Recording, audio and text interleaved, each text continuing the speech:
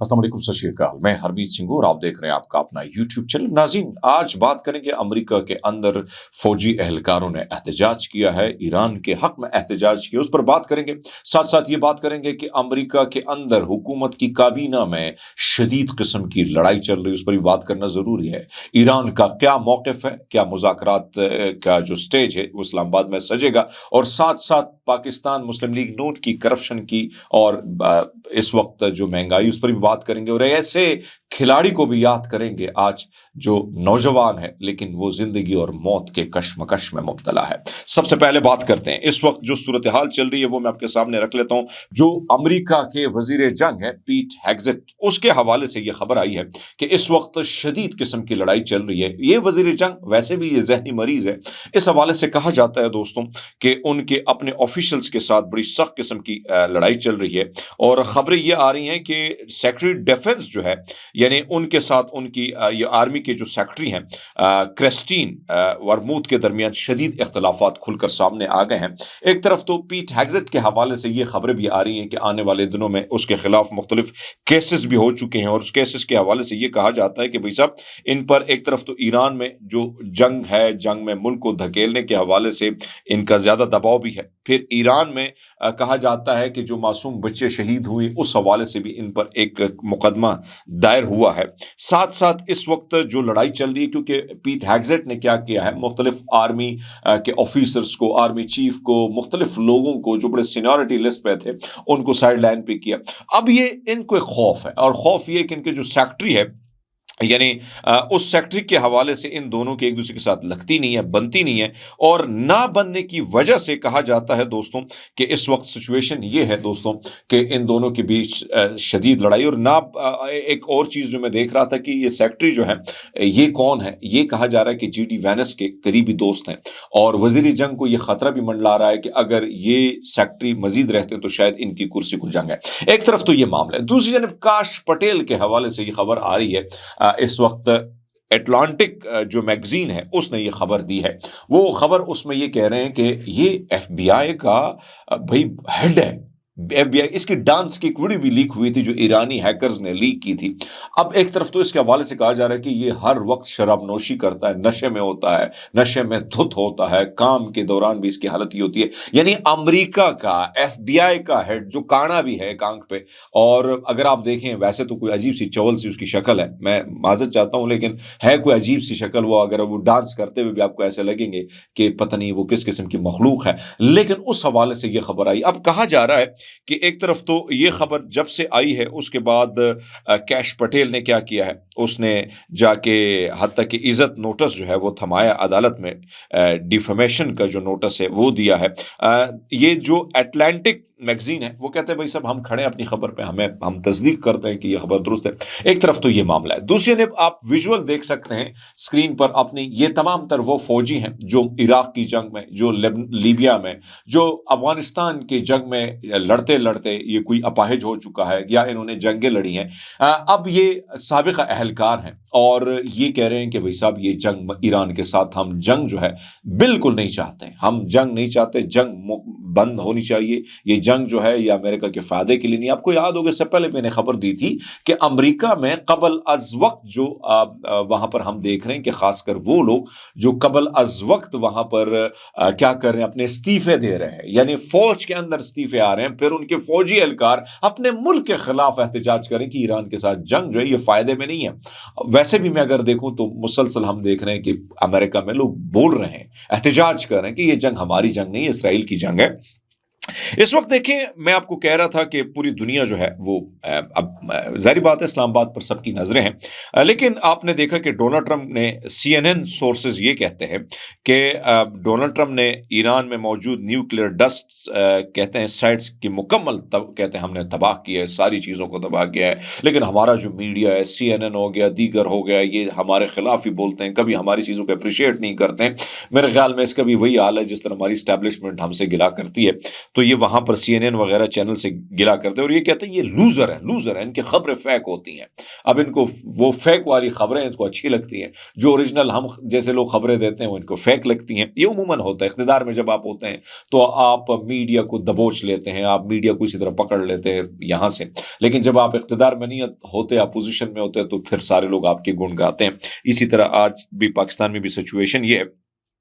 ایک طرف تو یہ کہتے ہیں کہ یعنی مذاکرات کا عمل، یہ کہتے ہیں کہ جلد یہ معاملہ شروع ہو جائے گا۔ یورینیم کے حوالے سے انہوں نے بات کی کہ وہ تو ہم تباہ کر چکے ہیں، پتہ نہیں ان کے بیانات جو ہیں وہ کافی ڈیفرنٹ آتے ہیں، اور ڈونلڈ ٹرمپ شدید غصہ بھی کیا ہے۔ پھر وہ کہتے ہیں کہ اگر ایران اس جنگ کے لیے پھر کہتا ہے کہ اگر مذاکرات کامیاب نہیں ہوتے تو پھر میں شدید قسم کا حملہ کروں گا۔ ایک طرف تو یہ خبریں وہاں سے آ رہی ہیں جو میں باقاعدہ آپ کے سامنے رکھ رہا ہوں کہ بھائی صاحب یہ وہاں سے کوٹ کر کے آپ کے سامنے رکھ رہا ہوں کہ ڈونلڈ ٹرمپ اس وقت کیا سوچ رہے ہیں۔ ابھی تک میرے پاس جو خبر آئی ہے، کیونکہ میں آپ کے سامنے آخری خبر رکھوں گا کہ کیا پوزیشن ہے، لیکن اس وقت تک میں جی ڈی وینس کے حوالے سے کوئی خبر نہیں آئی ہے، جب تک میں ویلاگ ریکارڈ کر رہا ہوں کوئی خبر نہیں آئی کہ وہ واشنگٹن سے نکلے ہیں یا نہیں نکلے ہیں، لیکن اوورآل جو اسلام آباد میں سچویشن ہے وہ کوئی ٹھیک نہیں لگ رہی ہے اس وقت۔ اگر آپ دیکھیں مختلف قسم کے جہاز جو ہیں وہ کہا جا رہا ہے کہ وہ پاکستان میں پہنچے ہیں، نور خان ایئر بیس پر امریکی فوجیوں کے جہاز جو ہیں وہ یہاں پہ پہنچے ہیں۔ اب اس حوالے سے یہ خبر سامنے نہیں آئی کہ یہ میری نہیں ہے، مارکیو نوفل کی خبر ہے کہ اتنے سارے فوجی پاکستان کیوں گئے، اتنے سارے جہاز پاکستان کیوں گئے، یہ کوشچن انہوں نے ریز کیا، میں بھی ریز کر رہا ہوں۔ ظاہری بات ہے کہ کیوں آئے اتنے زیادہ فوجی، کیا واقعی ڈونلڈ ٹرمپ صاحب آ رہے ہیں یا کچھ اور مرحلہ یا کوئی اور معاملہ شروع ہونے والا ہے۔ ایک طرف تو یہ معاملہ ہم دیکھ رہے ہیں، جس طرح میں آپ کو بتایا کہ یہ خاص کر ماریو نوفل کی خبر ہے، وہ کہتے ہیں 6 امریکی فوجی طیارے پاکستان کے راولپنڈی ایئر بیس پر لینڈ کر چکے ہیں۔ ابھی تک یہ واضح نہیں ہے کہ ایرانی وفد کے ساتھ کیا ہو رہا ہے، لیکن امریکہ مکمل فوجی دستہ بھیج رہا ہے۔ امید ہے کہ وہ پچھلی بار کی طرح صرف جیٹ فیول ضائع نہیں کر رہے ہوں گے۔ اب انہوں نے کوشچن بھی ریز کیا ہے کہ بھائی صاحب یہ فوجی کیوں گئے ہیں، ہو سکتا ہے یہ تیل جو ہے، یعنی وہاں سے کوئی اچھی خبر آئے، وہ یہ بات کر رہے ہیں، یعنی یہ نشاندہی بھی کر رہے ہیں۔ عموماً ہم دیکھ رہے ہیں کہ ایک طرف تو یہ سچویشن ہے، دوسرے نے آپ کو یہ بتاتے چلے کہ اس وقت خاص کر میں بات کروں یعنی ایران کے حوالے سے، ایران کا ایک موقف سامنے آیا ہے، اور ایران کے جو سفیر ہیں پاکستان میں، انہوں نے، کیونکہ باقاعدہ جو باتیں ہیں، میں ابھی دیکھ رہا تھا، مختلف ویب سائٹ دیکھ رہا تھا، پریس ٹی وی دیکھ رہا تھا، دیگر ان کے جو چینل ہیں ان کو دیکھ رہا تھا، وہاں سے ایران کے کوئی بڑی خبر نہیں آ رہی تھی۔ لیکن پاکستان میں ایران کے جو سفیر ہیں رضا امیری مقدم، ان کا کہنا ہے کہ بڑی تہذیب کا حامل ملک دھمکی اور دباؤ کے تحت مذاکرات نہیں کرتا۔ انہوں نے اپنے ایکس پر لکھا ہے کہ میں رضا امیری مقدم یہ بات کرتا ہوں کہ یہ ہمارا جو ملک ہے یہ اہم اسلامی اور دینی اصول پر قائم ہے۔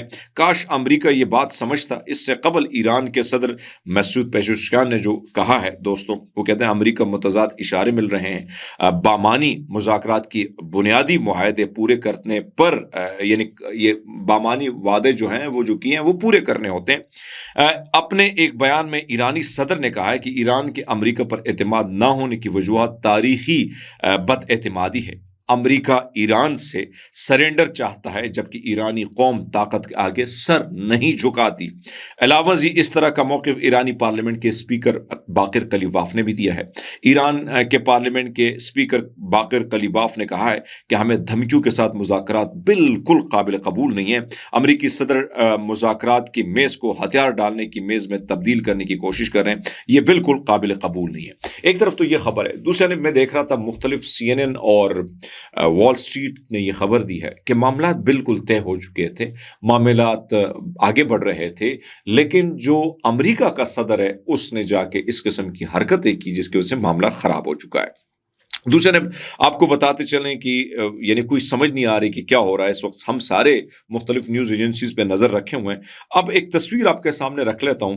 امریکہ بحریہ کا P-8A جو ہے، یعنی پوسیڈون طیارہ سعودی عرب کے پرنس سلطان ایئر بیس سے اڑان بھر کر خلیجی فارس میں انٹیلیجنس، نگرانی اور جاسوسی ISR مشن مکمل کر چکا ہے۔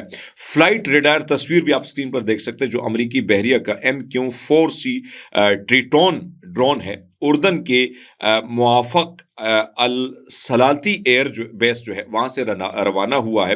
سعودی فضائی حدود استعمال کرتے ہوئے اب ایران کے ساحل کے قریب خلیج فارس جو ہے وہاں پر یہ مانیٹرنگ کر رہا ہے اور یہ مشن سر انجام دے رہا ہے. تو اب کہا جا رہا ہے کہ ایران کسی بھی وقت اس کے خلاف کچھ بھی کارروائی کر سکتا ہے. یعنی ایک طرف تو ظاہری بات ہے کہ جب اس قسم کی چیزیں ہوتی ہیں، ایک طرف سعودی عرب کہتے ہیں ہماری زمینیں استعمال نہیں ہوئی، دوسرے نے ہم دیکھ رہے ہیں کہ سعودی عرب کی سرزمین استعمال ہو رہی ہے ایران کی جاسوسی کرنے کے لیے. یہ جو ڈرون آپ دیکھ رہے ہیں یہ کہاں سے اڑا ہے، کہاں سے گئے، یہ آپ کے سامنے. اس وقت جو خبر آئی ہے وہ میں آپ کے سامنے العربیہ چینل نے یہ بریکنگ نیوز دیا. وہ کہتے ہیں امریکہ اور ایران وفود آج بیک وقت اسلام آباد پہنچیں گے، اور یہ ان کے ذرائع جو میں آپ کو خبر دے رہا ہوں کہ آج وہ پہنچ جائیں گے. سو اللہ کرے کہ وہ پہنچ جائے پاکستان. نتن یاہو کے لیے بڑی مشکلات بڑھ چکی ہیں، اور خاص کر نتن یاہو ہنگری نے اس پر آنے پر کہا ہے کہ اس کو گرفتار کر لیا جائے گا. ہنگری بین الاقوامی فوجداری عدالت کا رکن ہے، اس لیے جس شخص نے وارنٹ جاری ہو، یعنی جس شخص کے وارنٹ جاری ہو، اسے حراست میں لینا قانونی ضرورت ہے. وزیر اعظم ہنگری یہ پیٹر میگیار ہے، یہ وہ شخص ہے جس نے 16 سال تک جب ہنگری پر مسلط ڈکٹیٹر تھا اس کو شکست دی. وہ ڈکٹیٹر جس نے پورا ہنگری کو تباہ برباد کر دیا، عدلیہ کو تباہ کر دیا، اپنے فیورٹ ججز لگائے، میڈیا کو تباہ کر دیا، اس نوجوان نے اس کو شکست دی، اور وہ بھی امریکہ کا پٹھو تھا.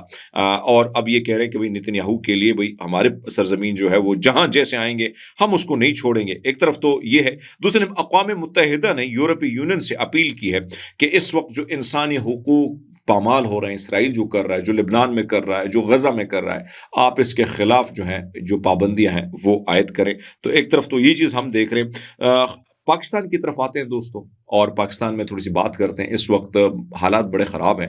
جب سے یہ حکومت آئی ہے تو اس کے سامنے رکھ لیتے ہیں کہ 40 انڈسٹریاں تباہ ہو چکی ہیں. اس کے ساتھ ساتھ اگر یہ نگران حکومت میں جب شہباز شریف آئے ہیں اور عربی تک لگے ہوئے ہیں، $100 ارب ملک سے باہر جا چکے ہیں. 5300 ارب روپے کی کرپشن IMF کوٹ کر رہا ہے. پنجاب سالانہ رپورٹ میں 400 ارب کی جو ہے وہ جھوٹی فگرز ہیں، وہ بھی آپ کے سامنے رکھ لیتے ہیں کہ وہاں پر یہ معاملہ، یہ IMF کی رپورٹ ہے. 25 بڑی ملٹی نیشنل کمپنیاں پاکستان چھوڑ کر، اسٹیٹ بینک کی ادارے شماریات نے جاری کی کہ وہ پاکستان چھوڑ چکی ہیں. بہت بڑی کمپنیاں. ہر سال 2900 ارب بجلی اور 180 ارب LPG کی جو کیپیسٹی ہے پیمنٹ، وہ چلے جاتے ہیں جو عوام سے لیے جاتے ہیں. یہ پیسے عوام سے، حالانکہ نہ گیس ہے نہ بجلی ہے. اور یہ وہ اسٹیبلشمنٹ کے یہ اسٹیبلشمنٹ نے جو ہم پہ مسلط کی ہیں، یہ آپ اندازہ لگا لیں کہ انہوں نے ملک کو کیسے تباہ کیا ہے. یعنی 50 سال اگر میں مسلم لیگ کو دیکھوں نا، انہوں نے پاکستان کو 50-60 سال پیچھے یہ دھکیل چکے ہیں. اور ان کی جو عمران خان کی یاد ہے، آپ کو یاد ہوگا GDP گروتھ جو تھی وہ 6% سے زیادہ تھی، اب کم ہو گئی ہے، 2 پر رہ چکی ہے. قرض 51 ٹریلین روپے سے بڑھ کر 81 ٹریلین روپے تک پہنچ چکے ہیں. ڈالر کی قیمت آپ کو یاد ہوگا 155 سے لے کر اب 280 تک پہنچ چکی ہے. پیٹرول آپ کے سامنے ہے کہاں پہنچ چکا ہے، ڈیزل کہاں ہے، بجلی کتنی مہنگی ہو چکی ہے. 18-17 روپے کا یونٹ خان کے دور میں ہوتا تھا، آج 50-60 کو پہنچ چکا ہے. یہ وہ عدد و شمار ہے جو میں آپ کے سامنے رکھ رہا ہوں. اسی طرح جو میں نے اب قرضوں کی شرح ہے اس میں مسلسل کہا جا رہا ہے کہ حکومت کا قرضوں پر انحصار بڑھتا جا رہا ہے. یعنی اس وقت اگر ہم دیکھیں اربوں روپے کے قرضوں یعنی پاکستان کو ڈبو دیا ہے. اس وقت سچویشن یہ ہے، اور اس وقت جو IMF ہے وہ بھی آپ کے اوپر تلوار لٹکا رہا ہے. پاکستان کو 1.2 ارب ڈالر کی جو قسط آنی ہے، IMF نے نئی شرائط لاگو کر دی ہیں. نئی شرائط یہ ہیں کہ پیمرا قوانین میں ترمیم کر کے سرکاری اداروں کو بغیر مقابلہ ٹھیکوں کی سہولیات ختم کی جائے. گیس و بجلی نرخوں میں مرحلہ وار اضافہ ہوگا، جبکہ SOE زونز جو ہیں یعنی CPEC اور دیگر مالی مراحت 2035 تک ختم کی جائیں. یعنی بھائی سب آپ اندازہ لگا لیں کہ پاکستان کو IMF میں سامنے ہم نے گروی رکھ دیا ہے. آنے والے دنوں میں ہم سے مزید ہمارا خون نہ چھوڑا جائے گا. ہر طرف تباہی تباہی ہے دوستوں.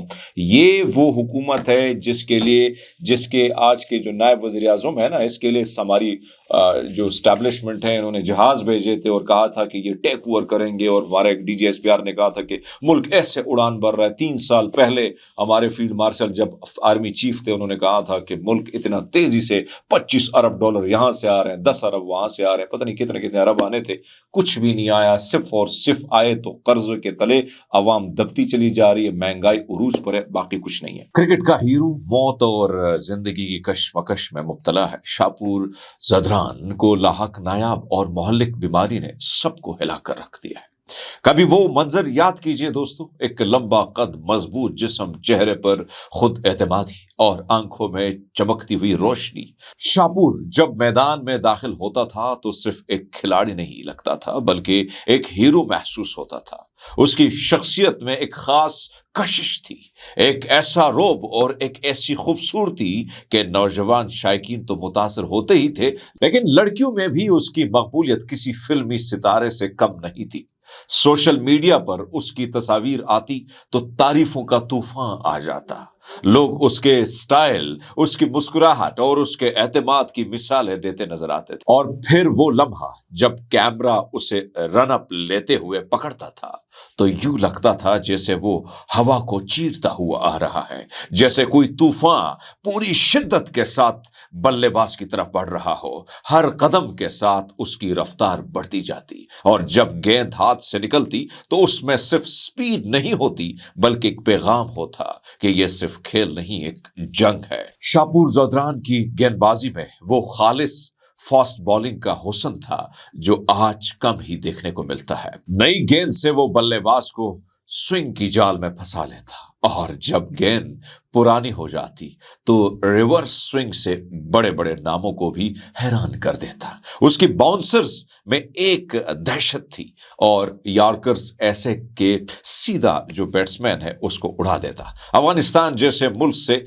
जहां हालात हमेशा साजगार नहीं होते दोस्तों, वहां से एक ऐसा फास्ट बॉलर निकलना और फिर दुनिया के बड़े बड़े स्टेजेस पर अपनी पहचान बनाना खुद एक दास्तां है। उसने वनडे क्रिकेट में 80 से ज्यादा विकेटें हासिल की, T20 में भी कई अहम विकेटें लेकर अपनी टीम को फतूहात दिलाई और 2015 के वर्ल्ड कप में अपने मुल्क की नुमाइंदगी करते हुए दुनिया को दिखाया कि अफगानिस्तान भी किसी से कम नहीं है। वो सिर्फ विकेटें लेने वाला बॉलर नहीं था दोस्तों, बल्कि एक जज्बा था। मैदान में उसकी चीख, उसकी खुशी, उसका जोश, सब कुछ इस बात की गवाही देता था कि वो अपने मुल्क के लिए दिल से खेलता है। नौजवानों के लिए वो एक उम्मीद था, एक मिसाल था कि मुश्किलात कितनी ही क्यों ना हो, अगर इरादा मजबूत हो तो रास्ते खुद ब खुद बन जाते हैं। लेकिन जिंदगी के मैदान में हर मैच आसान नहीं होता दोस्तों। कुछ मुकाबले ऐसे होते हैं जहां कोई स्कोर बोर्ड नहीं होता, ना कोई तमाशाई और ना ही कोई जश्न। आज वही शापूर ज़दरान एक ऐसे ही इम्तिहान से गुजर रहा है। आज ना कोई तालियां है, ना कोई शोर, सिर्फ अस्पताल का एक कमरा, मशीनों की आवाजें और एक खामोश जंग। वो इस वक्त आईसीयू में जिंदगी और मौत के दरमियान एक निहायत बारीक लकीर पर खड़ा हुआ है और इस जंग की वजह है एक निहायत खतरनाक और नायाब बीमारी। इस बीमारी का नाम है हेम्फिगोसाइटिक लेमोहेस्टियोसाइटोसिस। बहुत मुश्किल सा नाम है दोस्तों। अगर हम देखें ये बीमारी, अगर मैं प्रोनाउंसिएशन में कोई गलती करता हूं मैं माजरत चाहता हूं उसके लिए, लेकिन ये बीमारी आम बीमारियों जैसी नहीं है, बल्कि ये वो कैफियत है जिसमें इंसान का अपना मुदाफियाती जो यानी निज़ाम है, कुव्वत मुदाफियत का जो निज़ाम है उसके खिलाफ खड़ा हो जाता है। जो खुलिये हमें बीमारियों से बचाते हैं वही खुलिये बेकाबू होकर जिस्म को अपने ही हिस्सों पर हमलावर हो जाते हैं। इसके नतीजे में जिस्म के अंदर शदीद सोजिश पैदा हो जाती है, खून के खुलिये तबाह होने लगते हैं, जिगर और दीगर आज़ा जो है इंपॉर्टेंट आज़ा, और बाज़ औक़ात दिमाग में भी ये जो है इसकी दिमाग भी इसके लपेट में आ जाता है। मरीज को मुसलसल तेज बुखार, शदीद कमजोरी और जिस्मानी निज़ाम की खराबी का सामना करना पड़ता है। ये बीमारी तेजी से बिगड़ती है और अगर बर वक्त इलाज ना हो तो जानलेवा साबित हो सकती है। कहते हैं असल बहादुरी वो नहीं जो मैदानों में दिखाई जाए, बल्कि वो है जो इंसान तन्हाई में खामोशी से लड़ता है। शापूर ज़दरान आज इसी खामोश जंग में मसरूफ है, एक ऐसी जंग जहां ना कोई तमाशाई है, ना कोई शोर, सिर्फ उम्मीद और दुआ का सहारा है। वही शापूर जो कभी तूफान की तरह दौड़ता था आज एक बिस्तर पर साकित है, लेकिन उसकी हिम्मत, उसका हौसला और उसकी कहानी आज भी जिंदा है। ये वक्त है दुआ का कि ये हीरो एक बार फिर वापस आए, एक बार फिर खड़ा हो और एक बार फिर जिंदगी के पिच पर जीत कर दिखाए।